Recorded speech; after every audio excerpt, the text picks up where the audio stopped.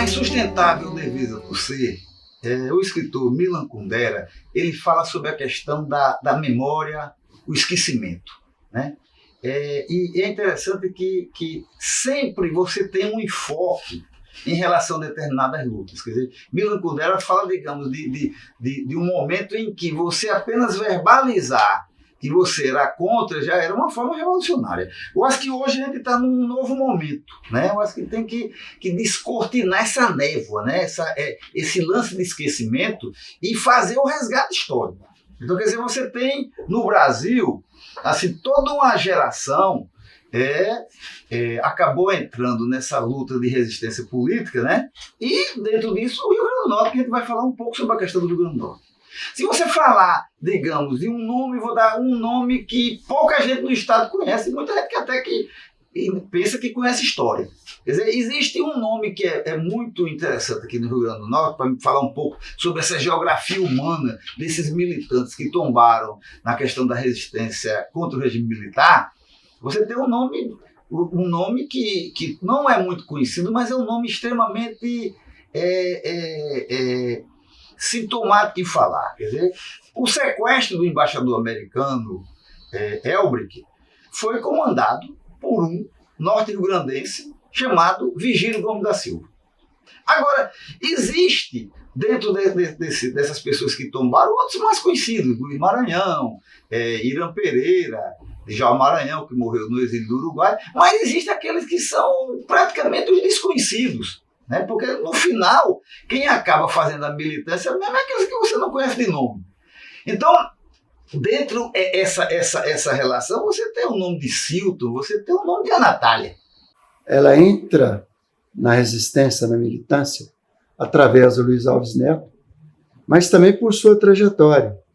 Ela era costureira, militava na cooperativa popular, né? Tinha estudado primário, secundário e o científico no colégio estadual, no caso científico em Mossoró, foi onde Luísa conheceu. Luiz vinha da militância. Então ela já tinha esse envolvimento com lutas, digamos, comunitárias, de apoio mútuo na sociedade local. E tanto que ela é seduzida, não foi só pela paixão, muita gente se apaixona por pessoa de esquerda e nem se tornam militantes, nem vão para uma vida de riscos, né? Que ela sabia que viver com Luiz Alves era assumir um risco enorme. O PCB era um partido clandestino, um partido que foi para a resistência armada, um partido que era perseguido. Ela percorre vários lugares com ele, né? Vai a Recife, vai a várias cidades com ele. Campina Grande, e ela presa em Gravatá, na Zona da Mata, Canavieira, ali, trabalhando junto aos camponeses, que é uma coisa que ela, tudo indica que ela fazia aquilo com muita naturalidade, né? Que era parte da própria vida dela, né?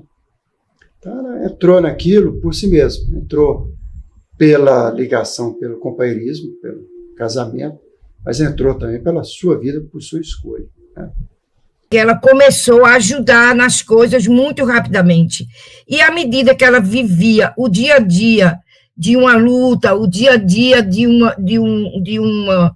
um grupo que estava se organizando, que estava dentro de um processo, que estava analisando, que estava organizando essa própria luta, ela foi vendo cada vez mais que era justa, que era necessária a luta e tal. Então, ela foi, se ela não tinha antes um nível de consciência, ou pelo menos de maturidade revolucionária, para compreender as coisas, rapidamente ela se identificou e rapidamente ela fez essa opção. E rapidamente ela fez como a Natália. Ela não fez, isso eu vou dizer sempre. Por mais que isso seja ótimo, maravilhoso, às vezes os caminhos são os mais inesperados, mas no caso dela, ela assumiu. E logo depois de alguns meses, eu fui para outra frente de trabalho e não soube mais notícia. Quando eu soube notícia de a Natália, soube que ela estava como militante, que ela estava na luta já, né? Já tinha saído do Recife, já tinha ido para outras cidades, já tinha ido ela tinha grande iniciativa, ela resolvia as coisas, ela assumia, ficava sozinha, cumpria tarefas e tal, tinha uma consciência muito firme, muito forte.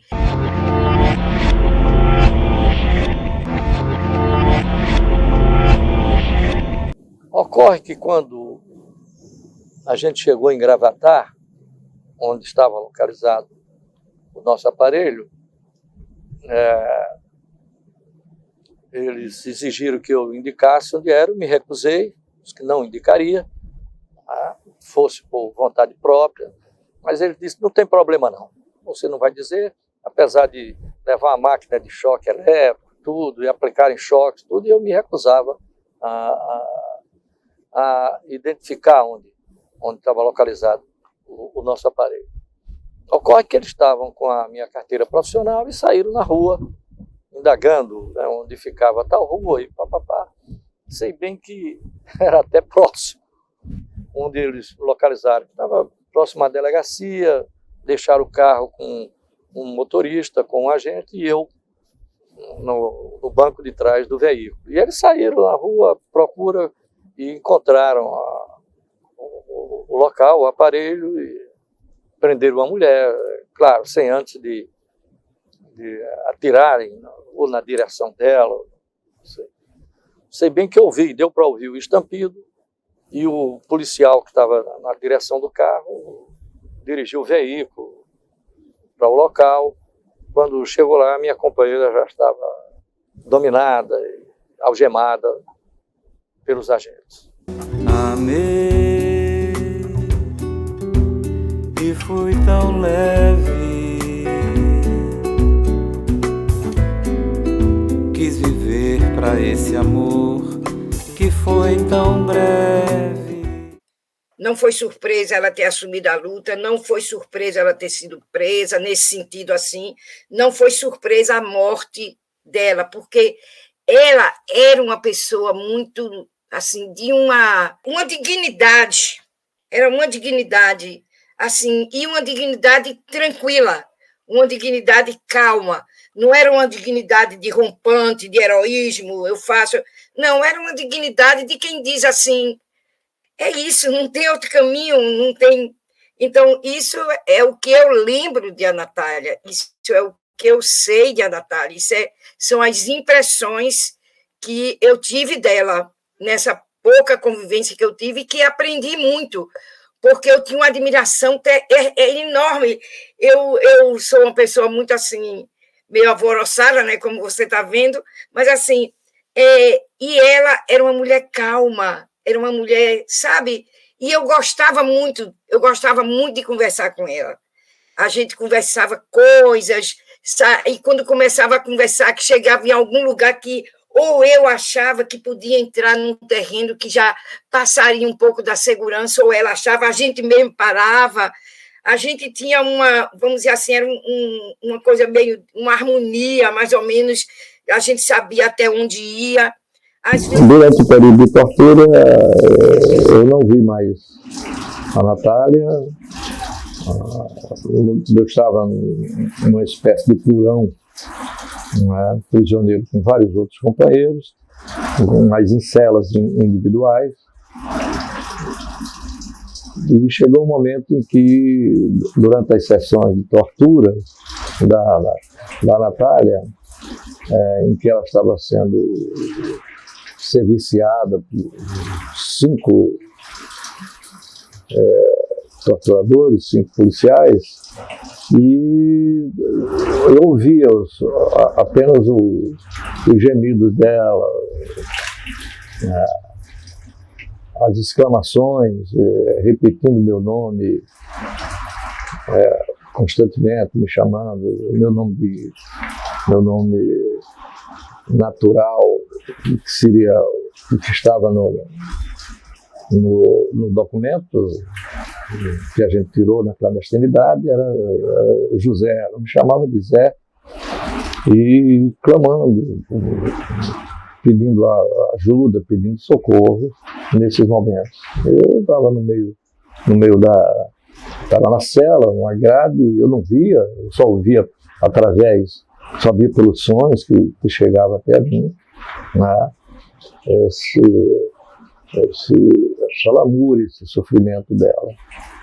E isso me deixava como resposta a minha indignação toda carregada em impropérios que eu já lançava contra a polícia.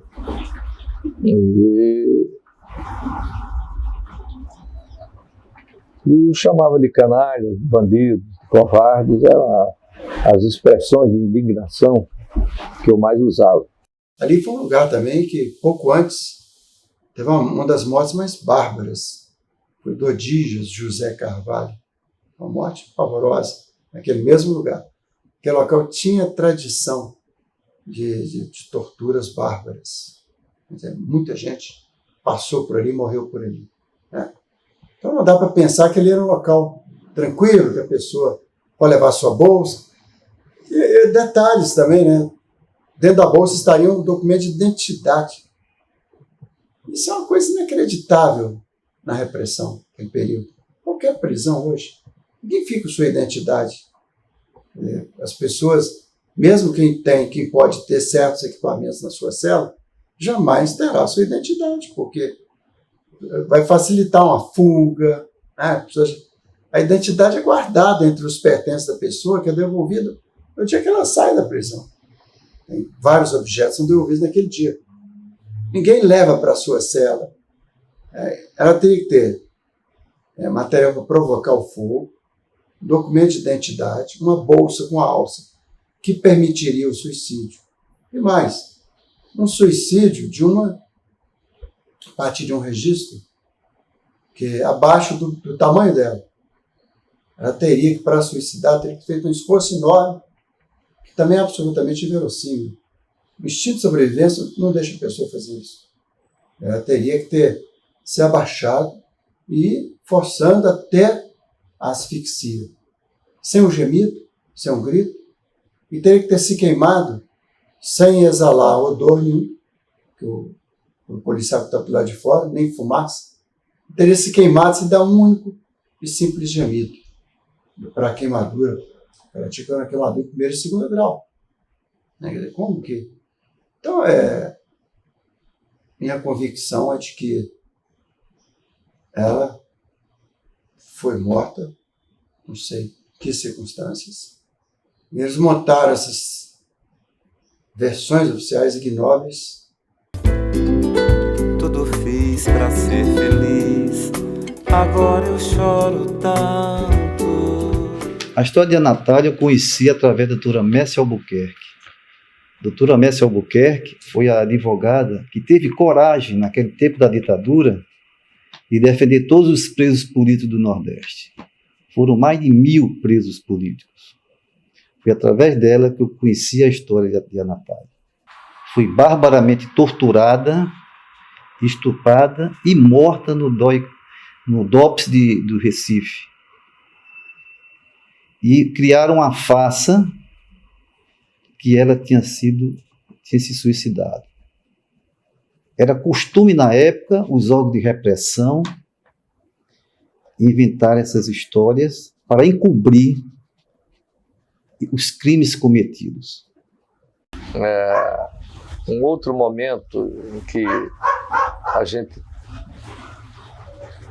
conseguiu abrir um espaço de tempo para conversar também muito rapidamente foi no Natal, quando a repressão permitiu que nós ficássemos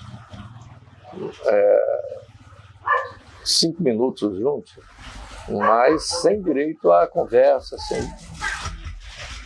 sem direito à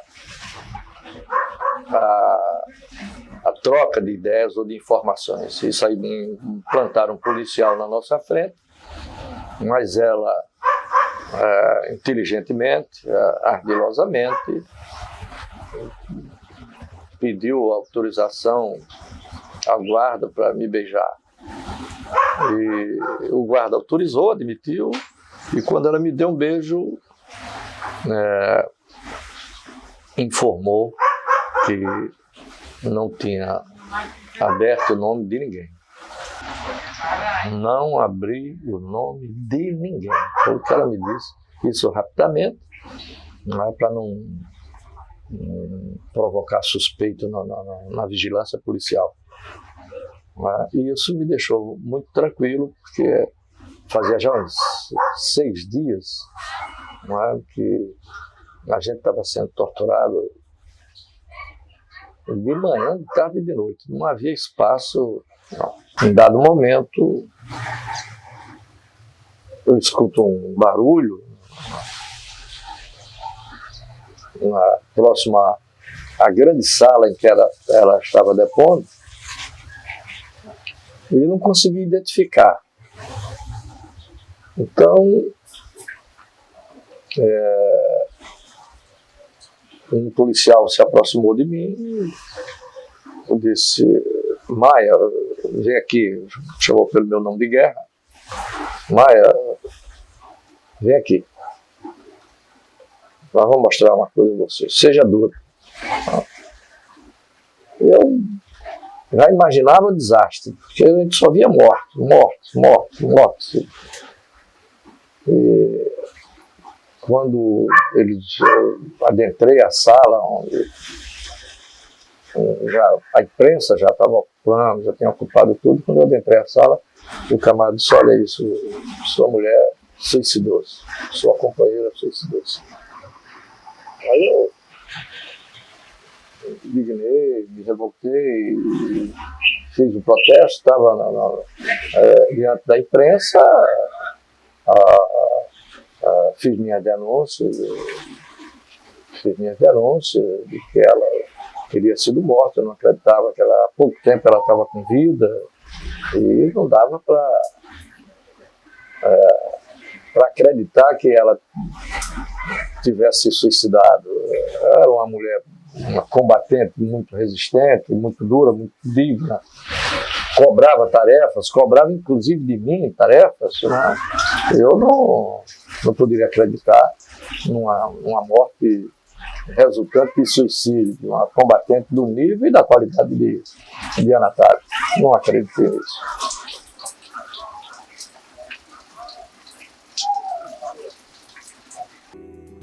A gente está continuando de várias Anatálias. Isso que eu acho que é importante. E a gente também vai ser esse ponto de referência. Então, é como se fosse uma corrente. Não é que os elos vão se formando e às vezes dá a impressão que não tem saída. Às vezes dá uma ideia assim, de escuridão, que não tem para onde eu vou. Aí você vai vendo depois. Então, é um processo de vida. É um processo de vida em que a vida individual, ela é básica, é fundamental, mas ela se dissolve, ela vira semente, ela vira referência, ela vira possibilidade, ela vira estudo, ela entra na gente, né? Assim, às vezes eu lembro dos companheiros, tantos e tantos, que nós perdemos, né? Não só na ditadura e é como se a gente passasse a ter os olhos deles também, a ter o raciocínio deles também. A gente vai ficando cada vez mais forte.